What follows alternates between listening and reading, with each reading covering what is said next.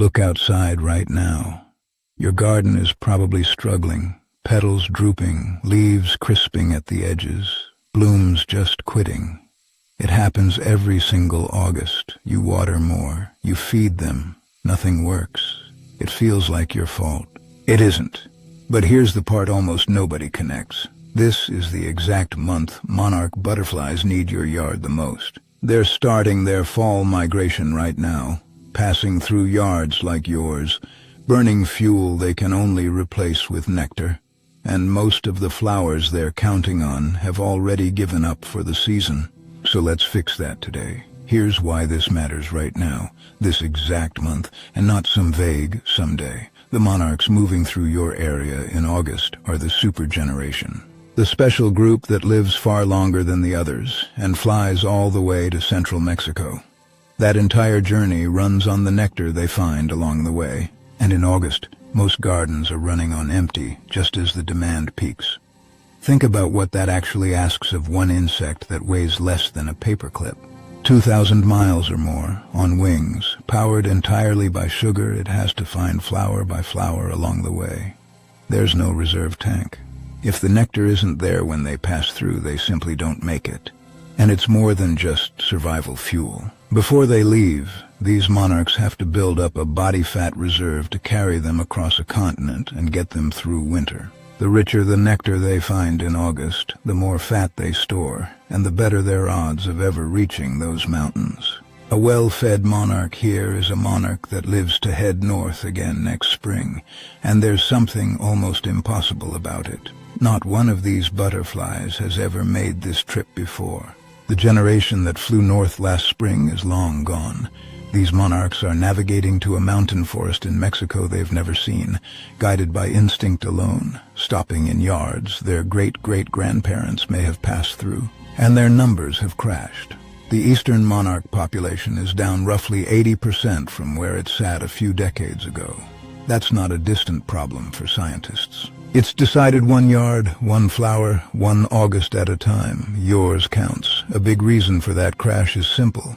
The wild corridors they used to refuel along, the roadside meadows and untended field edges, have mostly been mowed, sprayed, or paved over. The chain of nectar that used to stretch unbroken across the country now has enormous gaps.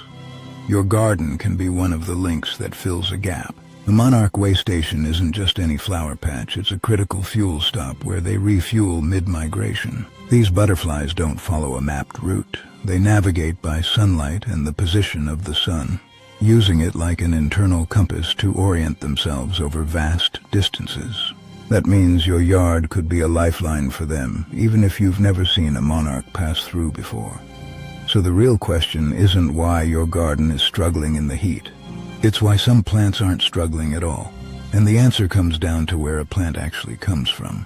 Most of the flashy ornamentals sold at big garden centers were bred in mild, wet climates, or bred purely for the look of the bloom. They were never built for a brutal continental August.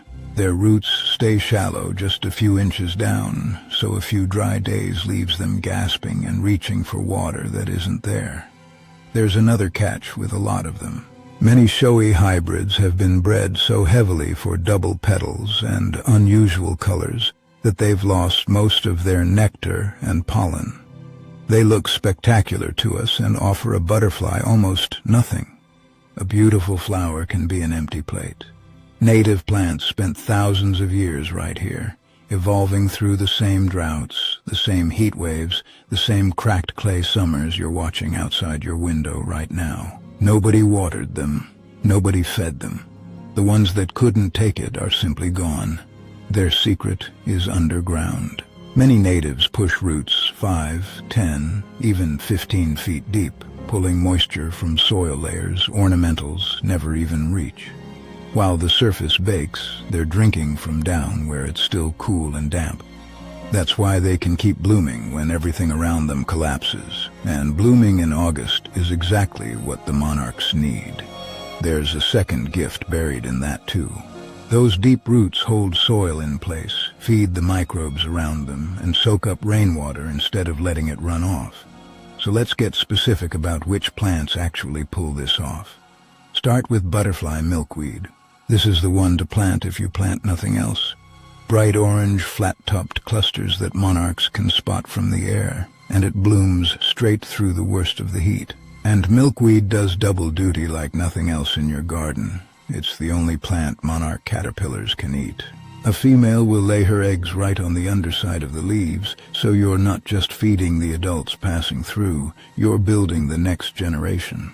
Nectar for the travelers, and a nursery for their young, all on one plant. Here's the part people miss. Milkweed hates being fussed over. It sends down a deep taproot, so once it's established it wants poor, dry soil and full sun, and it wants you to leave it completely alone. Overwater it. Plant it in rich fertilized soil, and you'll actually rot it out. One thing to get right. Plant the native milkweed for your region, not the tropical milkweed sold at a lot of big stores. Tropical milkweed doesn't die back at the right time and can actually confuse the migration and spread disease. Ask for the local species. It matters more than it sounds. Next, purple coneflower. You've probably seen it. Those big daisy-like purple petals with the spiky copper cone in the center. That cone isn't just for looks. It's a landing pad packed with nectar, and it's tall enough that a monarch can grip it and settle in while it feeds. Coneflower shrugs off drought and keeps flowering deep into late summer, often for 2 solid months. And a small tip, don't cut back the spent flower heads when the petals drop. Leave them standing, because come fall, the seeds feed the goldfinches too. One plant, 3 seasons of value. And here's a small warning worth knowing. Buy the straight species coneflower, the plain purple one, not the flashy orange and lime green designer varieties. A lot of those fancy cultivars have been bred so hard for color that the nectar's been bred right out of them. Same problem as the ornamentals. Plain is better here.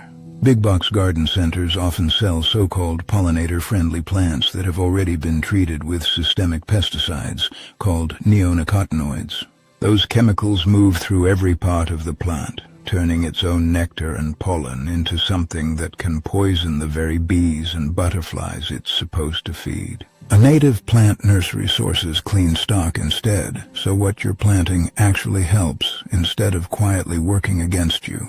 Then there's Black-Eyed Susan. If you want instant August color with zero effort, this is it. Golden petals around a dark chocolate center, and it blooms in absolute waves right through the heat when almost nothing else in the bed has anything left to give. It self-seeds gently, so one small planting quietly fills in over a couple of years into a dependable patch of nectar, and it asks for almost nothing in return. No staking, no deadheading required, no fussing, just sun and a little patience. Now for the big one, blazing star, also called Liatris. Tall purple spikes that flower from the top down, and monarchs are absolutely magnetized to it. If you've ever seen a photo of a plant blanketed in orange wings, there's a good chance it was Liatris. Here's the detail that matters for migration. Liatris times its peak bloom to late summer, exactly when the monarchs are passing through. It grows from a little underground corm, stores its own water, and laughs at drought. Plant it once in a sunny spot and it comes back stronger every single year. And save room for the late bloomers, because timing is everything here. Goldenrod and native asters open just as the migration hits full swing, and they'll keep feeding butterflies well after your other flowers have shut down for good. And let's clear something up, because this one myth keeps goldenrod out of good gardens. Goldenrod does not cause your allergies. Its pollen is heavy and sticky and doesn't blow around. That's ragweed, an ugly green plant blooming at the exact same time and getting blamed for it. Goldenrod is one of the single most valuable late-season nectar sources a migrating monarch can find. Pair the goldenrod with a native aster and you've built the perfect send-off, purple and gold blooming together, side by side, right at the tail end of the season. To a monarch, that combination is a full fuel station on the last leg out of your region. If you want one more heavy hitter for a spot with a little more moisture, add Joe-Pye weed. It's a tall plant, sometimes taller than you are, topped with big, dusty rose flower heads that late-season pollinators swarm. It's a magnet for monarchs, and it anchors the back of a bed beautifully. One more worth adding, ironweed. Tall, sturdy, topped with clusters of deep purple flowers that hold their color right through the worst of late summer. Monarchs are drawn to it the same way they're drawn to Joe-Pye weed, and it asks for just as little. Plant it once in a spot with a bit of moisture, and it comes back reliably, no fussing required. Notice the pattern across every one of these plants. Deep or water-storing roots. Full sun. Poor soil is fine, and absolutely no babying. That's not a coincidence, that's the whole design. That's the reason natives outperform the pretty imports in August. You're not fighting the plant's nature to keep it alive. You're just giving it the conditions it already came from. Less watering, less feeding, less replacing dead plants every spring. More blooms, exactly when they're needed most. A quick word on how to plant them, because this is where good intentions go wrong. Plant in clumps of the same species, 3 or 5 together, not one of everything scattered around. A cluster of color is far easier for a passing monarch to find from the air than a single lonely bloom. Think in patches, not polka dots, and aim to have something in bloom across the whole stretch, not just one big burst. A garden that flowers from early summer straight through fall gives the monarchs coming through in waves a reliable meal every time. Overlap your bloom times on purpose and you turn your yard into a dependable rest stop instead of a one-day event. There's one more thing that matters more than watering, more than fertilizer, more than anything. Skip the pesticides. A single spray can wipe out the very monarchs you're trying to feed, along with their eggs and caterpillars, and it wrecks the natural balance the natives depend on. And you don't need a big yard for any of this. A single container of milkweed on a balcony still gets found. Monarchs navigate by scent and color from surprising distances, so even one plant on a patio becomes a real stop on the map. Small is not the same as pointless. Unlike the never water it advice for an established native, a brand new planting still needs occasional water for its first season while roots are developing. It's just a temporary exception to give the roots time to reach their full depth and establish themselves. After that initial year, you're back to giving them exactly what they need: dry soil, sun, and patience with no fussy watering or feeding. Now here's the honest part about timing. If you plant Blazing Star and Coneflower today, they won't fully hit their stride until next year. That's how perennials work.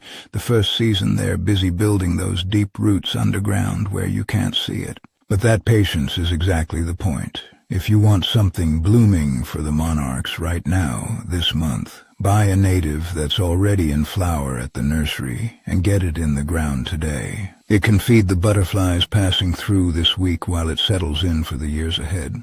The monarchs passing through next August and the August after that are counting on the roots you put in the ground this week. You're not planting for this year's butterflies. You're planting for every generation that comes after. So here's your one clear action for today. Go to a nursery that sells native plants or check your local native plant society for a plant sale and buy one plant. Just one. Butterfly milkweed if you can find it, and specifically the species native to your region. Plant it in your sunniest spot in ordinary soil. Water it in once to settle the roots and then genuinely leave it alone. No fertilizer, no fussing, no daily watering. That single plant becomes a fuel stop on a journey that stretches 2,000 miles. Our ancestors understood this in their bones. You don't dominate the land, you plant what already belongs to it, and everything else, the monarchs included, comes back to meet you there. That's not sentiment. That's just how a healthy landscape actually works. So let's bring it home. Skip the thirsty imports. Plant deep-rooted natives that bloom right through the heat. Feed the monarchs while they're here, and go easy on yourself while you're at it. One plant this week. That's all it takes to start. Thanks for spending this time with me, and I'll see you in the garden.